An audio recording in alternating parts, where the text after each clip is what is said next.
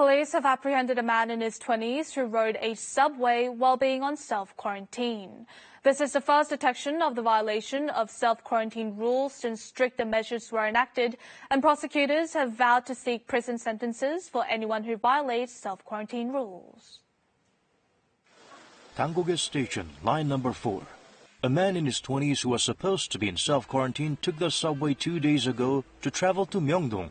He arrived in Korea from Indonesia on April 2nd and was required to self-isolate for 2 weeks.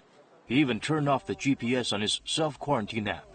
오전에는 전화도 계속 안 받고 그 위치 GPS가 꺼져 있으니까 이제 경찰 대동해서 간 거죠.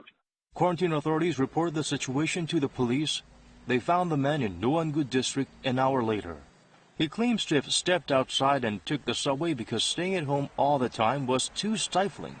Police indicted the man and will investigate him for violating the Infectious Disease Control and Prevention Act when his self-quarantine period is over. Maximum penalty for violating self-quarantine rules has been strengthened from a fine of 3 million won to a year behind bars or a fine of up to 10 million won. This was the first violation detected by authorities since the changes were implemented. Currently, 75 people are under investigation for violating self-isolation rules.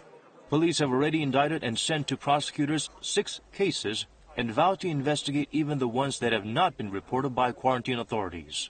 Prosecutors are poised to seek prison sentences for all violators of self-isolation rules. Those who break self-quarantine rules intentionally or repeatedly will be investigated under arrest even if their tests come back negative later.